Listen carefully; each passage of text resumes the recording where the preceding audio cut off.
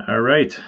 It's been a little bit while since I've recorded today's Business Leaders podcast episode. Took a few months off to get my act together or get my life together or something. I'll come up with a good excuse. But I'm really excited to be back today and to have on one of my newer but very good friends that I've met earlier this year, Jake Blanchard. So welcome to the show, man. Gabe, what's up, brother? Thanks for having me on, man. Yeah, I'm so glad you're here and that you're still friends with me after last time we hung out. So Of course, dude. That's so funny. yeah, but yeah, so I thank you for being on the show, and we'll dive right in because there's no prep, and I never tell guests what the questions are or anything like that. So I'm sure you'll do fine. But when did you first realize that you were an entrepreneur? Oh man, 3 years ago, I've had a consulting firm on and off for about the last 12 years. And this is the third iteration that I've actually made a run at growing this business. And I think the first two times, I was so much in an employee mindset that I would get one client and then they would be like my parent and they were going to take care of me, and all the business development cycles, the website, the marketing yourself and your firm, like none of that settled in. And maybe there's people out there who have built successful firms with that employee mindset, but certainly for me, there was 2 points of failure.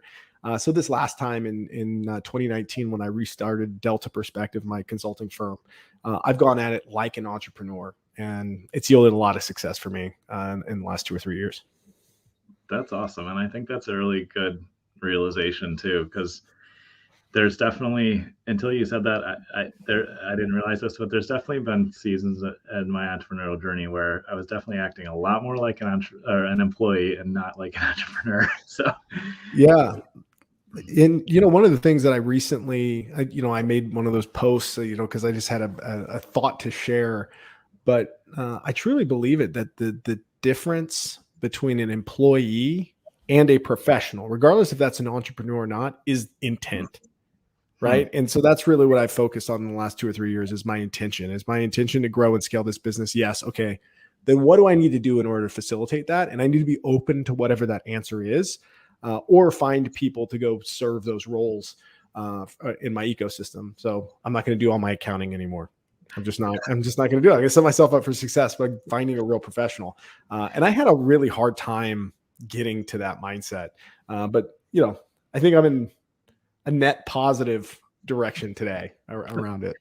that's good. I think that's the whole journey. And I do think too, like what just came up for me too, is I think part of the employee mindset is punching the clock for money. And if we're not careful as entrepreneurs, we start to drive at money in the wrong way. And then it doesn't come very well then.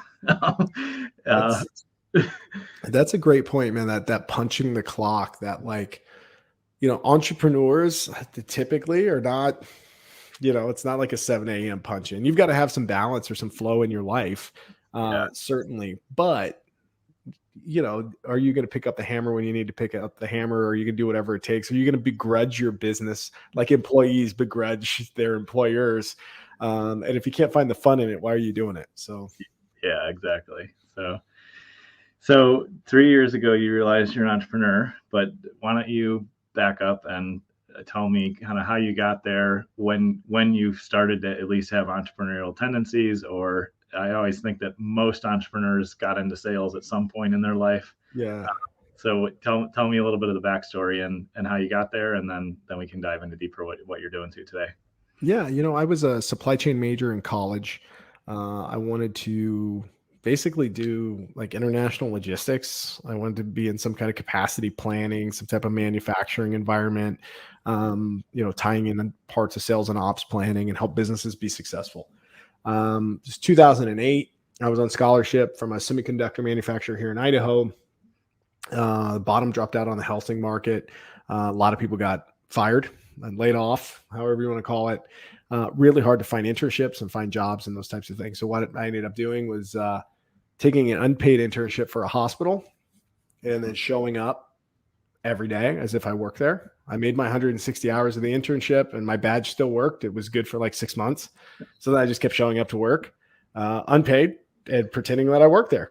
And they let me. In fact, the people who employed me or brought me on were in a different building than the people I work with day to day. So I just became part of the ecosystem.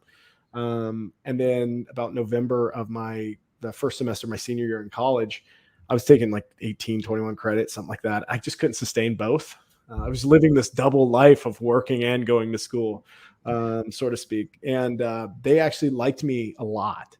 And they said, hey, like, we want to hire you out of we don't have an FTE role or a role budgeted this year, but we do have a discretionary consulting budget. We'll bring you on. We'll pay you month to month. You just help us solve some of these problems that you've been working on. And we'll go from there. And I did that for a year and a half as an independent consultant. So my first real job, I was an external consultant. I got to go solve a bunch of problems. And I said, boy, isn't this fun? Like, I have a unique role in an organization. Some days I'm helping buyers, solve problems in their day to day, or actually purchasing things for the health system. And then, other days I'm doing process improvement work in a warehouse. Like, it was really fun. And so I started Delta Perspective then. But then, to the point of entrepreneurship, it took actually going out in 2013. I worked for UCLA Medical Center as a contractor. I built out some IT infrastructure and some construction projects in Southern California. Long story, but everybody was upgrading their electronic health record systems. And it was a great time to get into consulting, especially if you were willing to travel for hospitals. And I had some work at the previous health system that segued over really well. So it made sense to go independent. I loved it. But then I had kids. And I was away from my kids, and I seeked safety and security and health insurance and all these types of things. And so I ended up working as a lead consultant for a consulting firm for about 5 years before I went back into business for myself. So that's kind of the maturation arc. But in there were these tendencies of let me go test the market. Like, I wonder if I could sell my services around this. And then finally, after about 12 to 15 years worth of building work experience, I'm at the point now where I'm confident enough that I can sell this over and over again to a variety of organizations. Yeah, that's excellent. And you shared your story with me when we were together in person about how you just went to work for free for 6 months. Yeah. And I think that's just such an important thing to call out, because there's too many people that claim to want to be entrepreneurs or are entrepreneurs, as I like to say. And they haven't put in the time. Like, one way or the other, I feel like you got to put in the time if you want to be an entrepreneur. And there's no way around the experience factor that you have to get in if you want to be valuable. Yeah.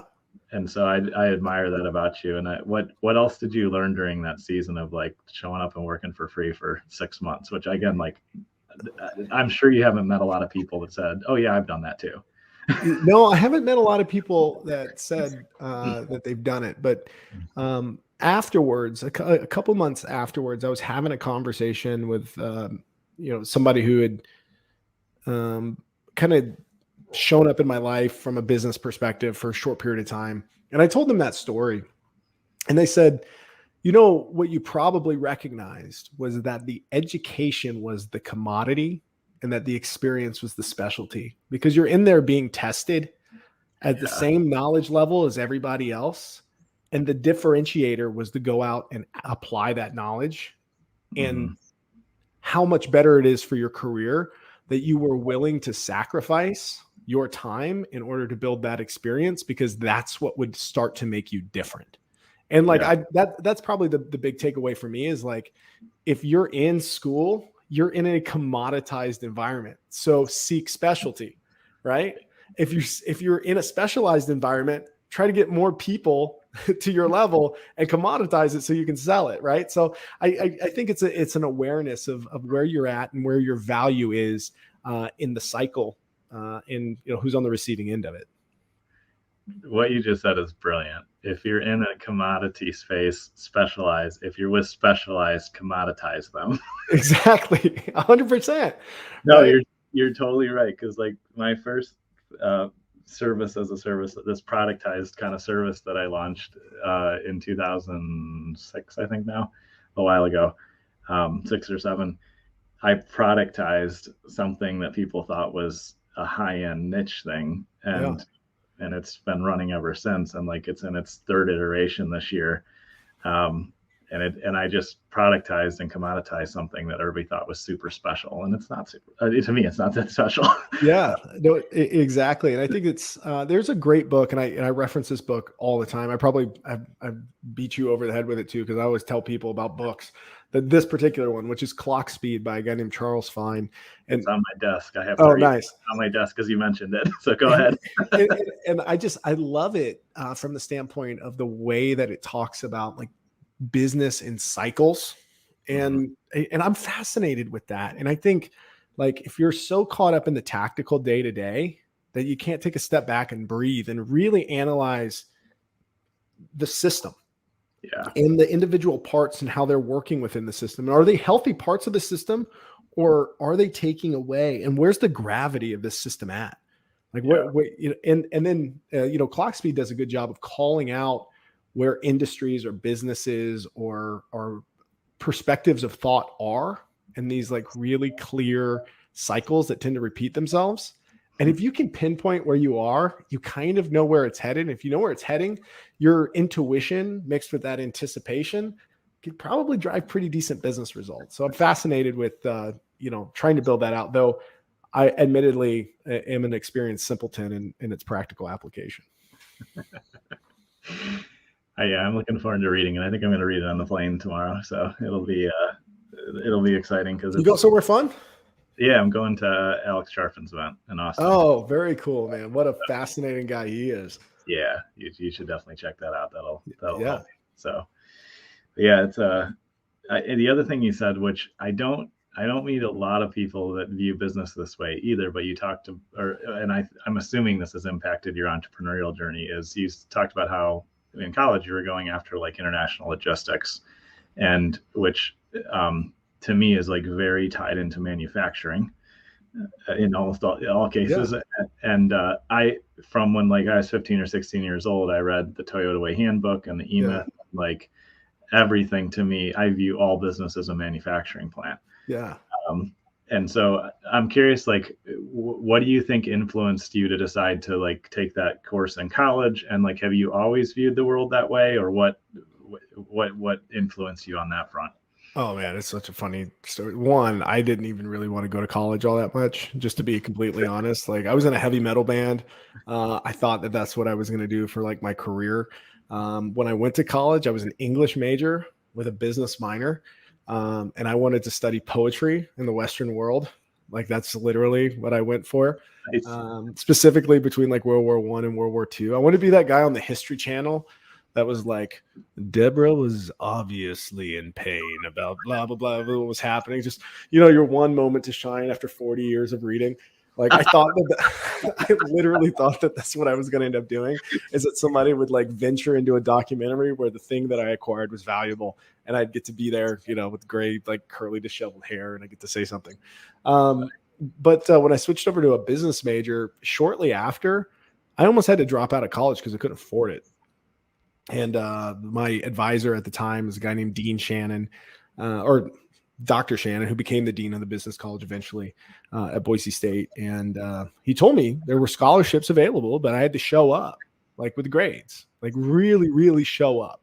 And then he would advocate for me, but I had to give like a semester of like 21 credits, grind, A's across the board, show me you're the student that you say you are. Because I believe that you're just not applying yourself. Like you seem smart.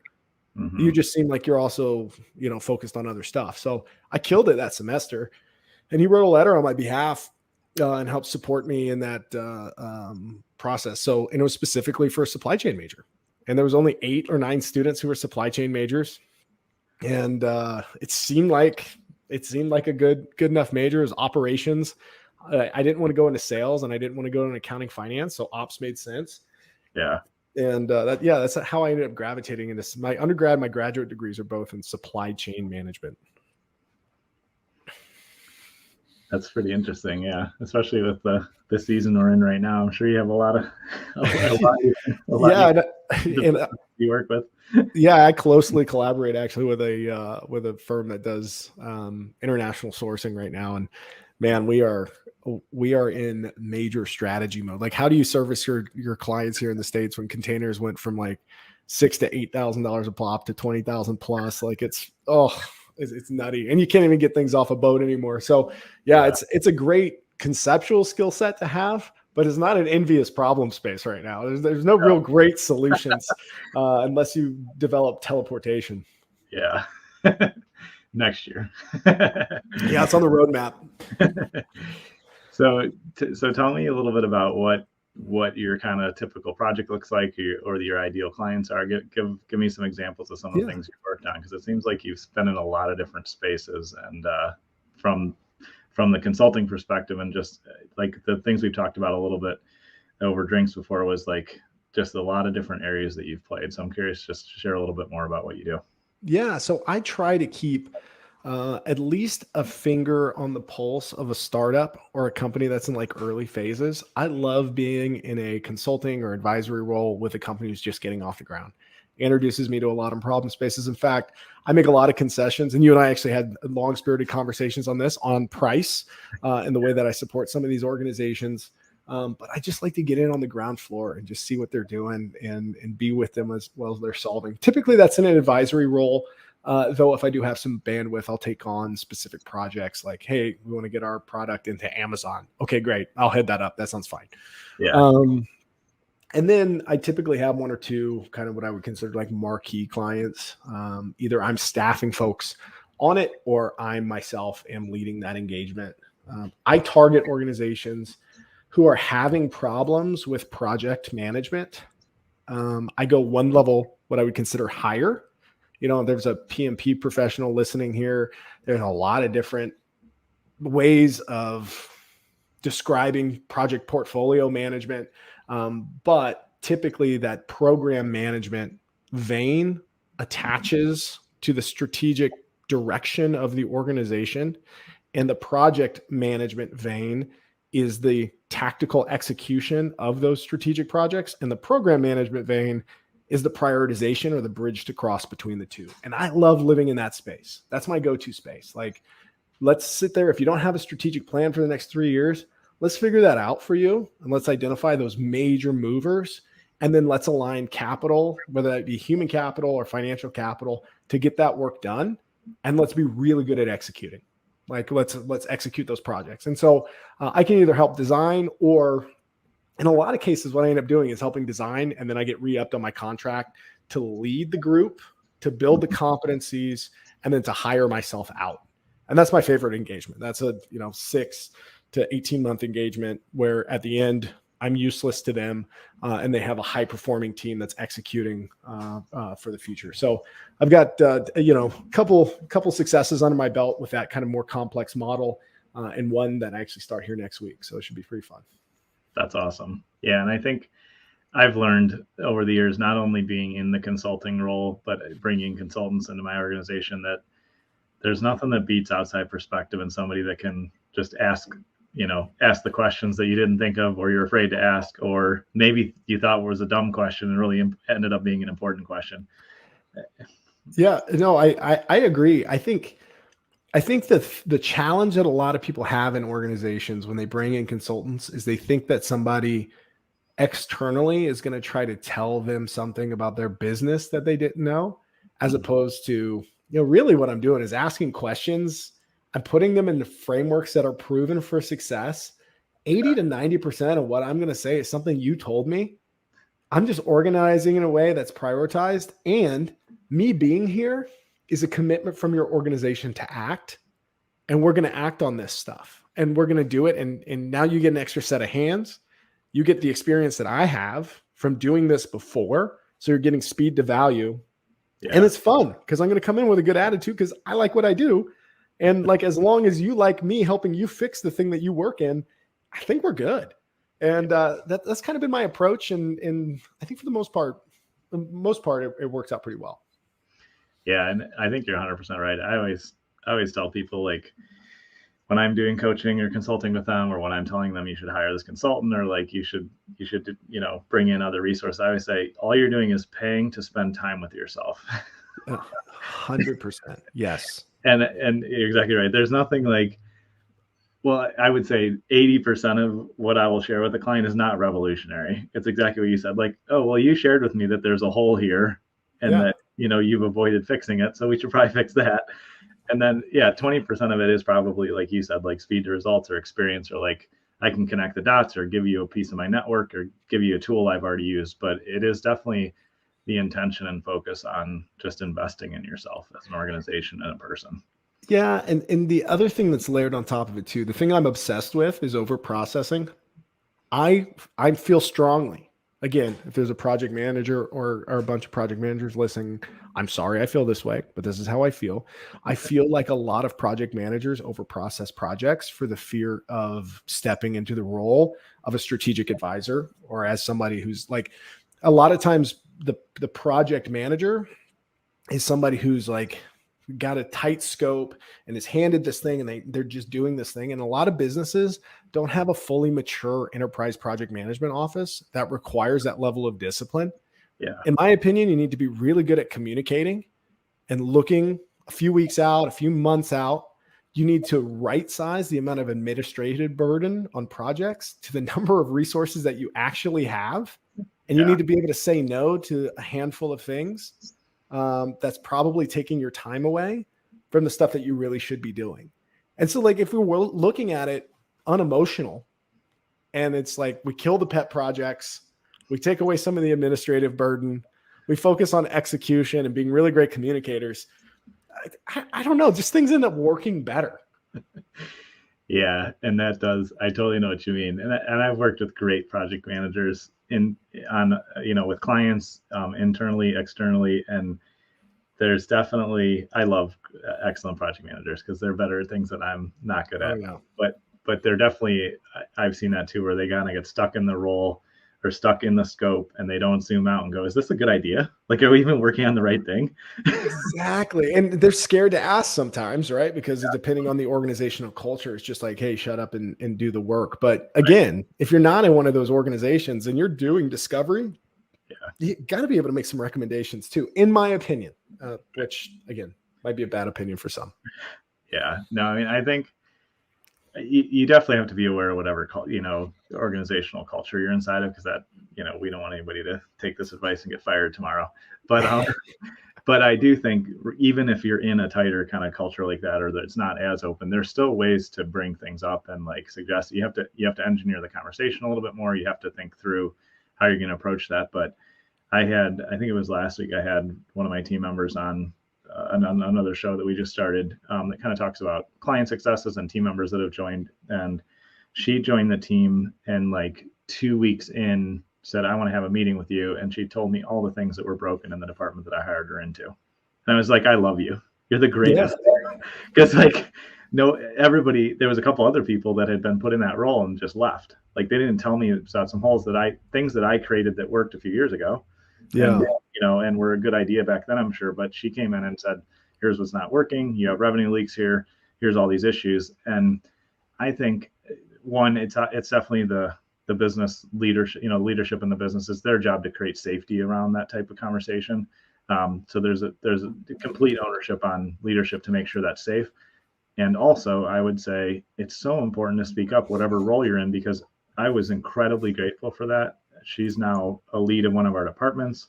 And it's because I super trust her, because she just came in and called it what it was and said, this isn't working. Yeah. And yeah, I think you're right. I think that has to be intentionally worked on, because otherwise we just get stuck doing work that's meaningless.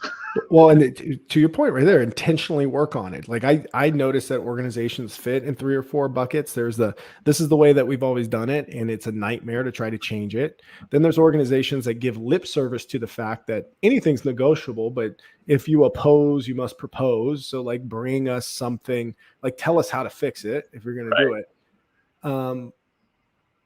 Or I think maybe even taking a step back, they'll say that they want things to change or that they're open to it, but they'll never align resources or people or anything to actually make the change. Right. And then there's organizations that are actively making changes.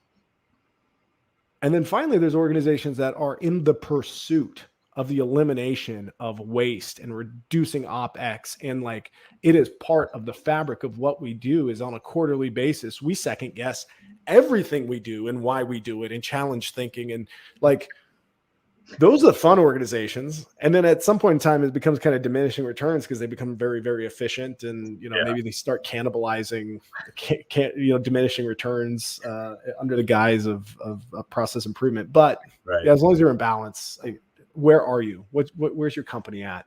I think is a good question to ask. Yeah. And I think even though it's probably uncomfortable and has some risk, like you said, you can cannibalize your own processes unnecessarily. But of all of those 4 buckets, I would assume you've always seen the last one grow the fastest. Yeah. Oh, yeah, absolutely. Absolutely. Anybody who's interested in solving problems and at least can say, like, we're going to solve these 3 to 5 problems this year. Like, these are the things that we know are sticking points. We're going to figure this out. Mm-hmm. And staying committed to it, dude, there's nothing better. Yeah. And I think like that approach and that mindset is which is key. As I said before, like, it's so important that leadership top down creates that safe space, not just from lip service, but actually does it and accepts it when it happens and creates that, because otherwise you can stagnate so fast, you can get stuck. And I realized, like, earlier this year, or a year ago, or earlier this year ago, I realized I had unintentionally created sacred cows in my business of things that couldn't be touched. And I was like, oh my God, how did I do that? Yeah. And then, you know, when I identified it, I realized, like, oh yeah, we're not going to give special treatment to that anymore. We're not going to, you know, look the other way on these things. And every time I've done that, we've grown as a business. When I've gone like, oh yeah, I didn't intend to, like, it was never my intention, but I inadvertently gave the clear message, like, you can't touch that, or we can't address that one. And that it was a disaster. And once I just got out of the way and said, yeah, everything's up for negotiation, everything can be improved, like, everybody has to perform at the same level, and like, then everything started to work a lot better. Oh yeah, 100%. Absolutely. And you know, again, it's like there's that inadvertent, you know, either whether it's an attitude towards something or somebody's perception, maybe they're new and they're just scared to bring something up, and then they're the only one who sees it. Yeah. And it's like, no, we want to change this stuff. Yeah, absolutely. It's okay. Like, it would be nice if most organizations could find time to work on their business like that. But the reality is, it's the bandwidth, the availability. And in fact, it's actually really hard to find. It sounds like you found some great people to work with in your business, but it's hard to find people who really are excited about the symbiotic relationship between the organization they work for and like themselves, and can really like go in with the excitement to be like, if I change things here, it's better for me. And quite frankly, a lot of organizations have moved away from, they give lip service to the fact that we're all one and we're all together, but the incentivizing or the career growth or like the mentorship and leadership, you're not finding it, at least in my opinion, as much. Yeah, I would agree. And it's definitely been a process, because it's not, I mean, if I look back 10 years ago, even like 5-6 years ago, to how I was running the business, like, I would be embarrassed if I was still there today, because it was like, it wasn't all bad, but like, I mean, there's so much growth that has to happen as a leader if you want your organization to grow. And one of the things that's been really helpful for me, that a longtime friend and business coach of mine that I've been coaching me for well over a decade now, he introduced something to me that was really helpful in creating that culture. And he said, if you can use kind of like anecdotal stories that happen throughout the week in your team huddles, then you'll start to create safety around becoming a learning organization. And he said, you know, start with yourself. Like, when you screw up, that's a great example to bring it in front of the team and say, hey, I made the mistake here. That wasn't the goal. Or like, I learned that I could have done it better this way, and start teaching off of yourself. And then after you've done that for a short season of a couple weeks, few weeks, maybe a month, then you can go, oh, you know, Jake, yesterday you totally forgot to fill out this form. Like, this is how it impacted the business. These are the results that happened, or you didn't communicate, you know, the way that is up to our standards. And you can start to loop other people in, because they'll be used to you self-critiquing in a positive way. I mean, like real situations and mistakes that you've made. And so that's really created a culture where we're a lot more open about feedback, and people even like new or entry level people feel like they can give me feedback, which is, I think, the biggest win that I've had this year. I love that. Because yeah. And well, think about it in terms of the modern American political environment, and the fact that, I was listening to Jocko the other day talk on Rogan's podcast, and he was talking about leadership, as Jocko does. And he goes, the thing that you never hear anymore is politicians apologizing for things that they've done wrong. Like, hey, I made this decision. It didn't work out the way that I was hoping that it would work out. I was working from a certain set of information. I was missing some, or I just made the bad choice. And like, this is how we're going to fix this thing. My apologies. You've got my commitment for the future. I know that I'm an elected representation of you, and I intend to uphold that. And, let's hold me accountable. Like, that conversation creates trust. It's the other party. It's the other thing. It's stuff that we can't control. It's the international XYZ. Like, we have no faith, regardless of what side of the political spectrum that you're on. Right. You've got really no faith in leaders, either on the other side or even in your own camp for the most part, because their relationship with their responsibility in the system is completely askew. And if you're leading a business like that, it's apparent. It's toxic. It's all of those things. It's a microcosm of maybe that bigger political analogy. Yeah. No, I mean, I would fall over and be incredibly pleased if I ever saw a politician do what you just said. And like, we would all believe again, except, I mean, there would be a chance at least. Yeah. And you're right. Like, just owning up to it. And I know, end of the day, CEO of the company, everything is my fault and everything is my responsibility. And like, I take that seriously. And so when my team does make mistakes, I stand up for them and protect them in the best way I can, and say it to the clients. I always say, that was my mistake. I apologize. Here's how we're going to own it. Yeah. I don't ever name a team member, because it's pointless. It's on my watch. It happened. And that creates safety for them. And the other thing that I think is, that's impacted like how our culture has really gelled and come together is this year we decided, and it'll officially start next year, is we're rolling out profit sharing. I'm able to say to the team, Jake's decision affects you, Jethro, it's your, if we don't all work together, we're all going to make less, like literally. It all comes down there. So it creates that, camaraderie. And the advantages is even, that even any team member after they've been here, 90 days gets to experience a little bit of entrepreneurship and a little bit of like what you and I go through every minute of every day. Because if you make the wrong call on a big contract, like, you literally pay for it. It's not, of course you're going to get reprimanded, but you actually pay for it. Like, financially, referrals, like everything else, there's a huge trickle down from that. And so in our daily team huddle with, 35 people on there, I can say, my decisions impact you guys and I take them seriously. And so does each one of yours decisions. This is a collective result that we're achieving or not achieving, depending on our choices. So. Yeah, no, I like that. I mean, talking about the real consequences, right? It's light sleep, litigation, and liquor. I mean, that's what you need to get through. Exactly. For real, man. And that's the reality of the entrepreneurship side of it, is that you are pushing your chips in, and you are putting your neck out there, and you should certainly be rewarded. But as you've grown a business the way that you've grown a business, Gabe, excuse me, and you can offer incentives to people who are inherently coin operated. What a beautiful thing. Businesses should do. Absolutely. Right. So yeah, that's my hope, is that the real entrepreneurs out there that actually want to make a lasting impact on their team, on the world, on the people they serve, will start to think about entrepreneurship more on that front. Because I do think, as with all things, I think we've skewed. Capitalism has skewed a little bit hard on the let's make a bunch of money and we don't care about people. I think that's happened, plenty of times. It's not, obviously not every company. There's tons of amazing companies, but I'd like to see the, pendulum swing back a little bit to where we realize, like, I know that the biggest impact I'm going to make in my entrepreneurial career is everybody that works for me. Yeah.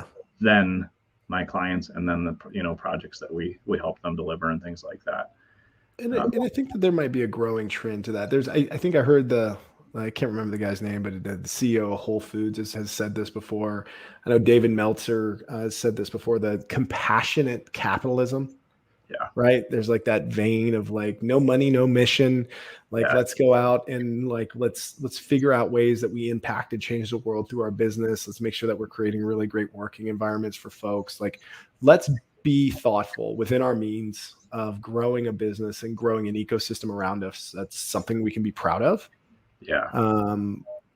I'd love to see more of that. I definitely would, but we got to get some shipping containers here, start manufacturing in the US. We're going to have a hell of a time being compassionate. Right. No, I agree. And I think you're right. I think there's definitely good signs of that. So I agree. I'd love to see more of that over the coming years. Yeah.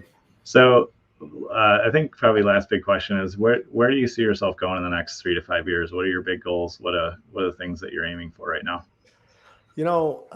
First off, I really got to grow this consulting firm. I think we've got something special here. I think that I've got a handful of people that I work with that I absolutely admire and love working with and collaborating with. I have some great affiliations with other consulting groups in Idaho, some that do, like I was saying earlier, strategic sourcing, some that do turnarounds and revenue acceleration. And I'd like to find myself just either working on projects with them or working on projects that I've gone out and hunted for with my team, and just continuing to have a presence and be a respected name in the management consulting or strategy consulting world. I've got a podcast that I'm all about, man, the Jake Blanchard podcast. It's I'd like to continue to grow. Like, I don't know. I don't really have like growth goals around it, but like it's something that's going to continue to be off the side of my desk and something that I love doing, having interesting conversations. So I know in 3 to 5 years, would love to be doing that. I should have a jiu-jitsu black belt. It'd be pretty close in about 5 years. So I definitely want to do that. But otherwise I still have a lot of appetite for the problem space. And I think that is it's a direct conflict as an entrepreneur who's seeking growth, because the dynamic of seeking growth means that I need to be focusing on growing the business as a visionary leader and plugging people into the organization to do work. And right now I'm so in love with doing the work, like the actual, like being there. And I feel like I'm always learning. I feel like I'm always growing, and I'm just not fully ready to like fully step away from that. And I'm trying to be okay with it. I'm trying to be okay with pushing my own brakes a little bit to satisfy an itch of curiosity that I have around certain business problems. And so I'll probably struggle with that for the next year or two, but in the next 3 to 5, you can probably expect Jake's got more consultants, hopefully, than I know what to do with, and more businesses I'm working with than I know what to do with. Yeah, I know what you mean. In the last 2 years, the business has grown a ton, and it's been a lot of fun. And I'm out of the day to day, and talk about like a challenge personally, like to grow, like adapt out of that. What's been inspiring though, and hopefully this will help you and everybody listening too, is it's really fun to solve problems yourself. Like I think that's why we become entrepreneurs. But when you start to learn how to solve problems through other people, that's a very complex challenge, and something even more rewarding is when you can go, okay, I know, because every day I'll see someone pop, I'm like, oh, I could fix that in 10, 15 minutes, which maybe it's not 10 or 15 minutes, but that's what's in my head. But then when I can coach a team member through, here's how to solve the problem, here's how to relate it to the client, here's what we're going to do going forward, then I've created exponential value. Yeah. And so that's been that I continue to have to refocus on that. And every month, in fast growth periods every month, and in slower seasons every quarter, I look and go, okay, what am I delegating? Because I need to delegate it in order to grow. I need to delegate it in order to empower the team. And so it's a shift in perspective. So I know exactly how you feel though, because it's hard to stop doing what you love. Yeah, and it's inevitable for me. If I want growth in the way that I say that I do, it's inevitable, and it's going to be something that I'm going to have to mature around and really get a really healthy perspective of as I start to go down that path. Or maybe I maintain an unhealthy perspective of it until I can get some counseling. But we'll see what happens. Yeah. And the other fun thing I'll say is that when you can build the team up and you can have them, handle things and solve problems for you, you can widen your client base, you can hit your revenue goals. And then when you want to consult or you want to do the projects, you can charge way more because people will pay a lot for the expert in the organization. So there's still room to play and have fun and do what you love to. So that's a great perspective. Awesome. Well, where can people find out about you and get a hold of you, Jake, if they want to work with you or be on your show or learn more about you? Yeah. Two places for sure on the .com side of things. JakeBlanchard.com. It has my podcast. It has a little information about the high performance mindset coaching that I do. Has some looks at a web series I also do to support local businesses in Idaho called Out Jakes. And a little bit about me personally. So JakeBlanchard.com for that. And then my business is called Delta Perspective. But the website is Delta P as in Paul and then life, like the thing that we're living right now, .com, deltaplife.com. And that kind of gives you an outlay of the services we provide and some of the partnerships that I have in that space. And Instagram, Jake_in_Blanchard.com or not .com at Jake_. You know what I'm saying? Yeah. Awesome, man. Well, thank you so much for coming on. We'll definitely have you back in the next year or so and see where things are at. And I appreciate you sharing your time with us today. Gabe, my man, I'm such a fan of you. I'm such a fan of the things that you're doing. And I sincerely appreciate the invite to come on the show, sir.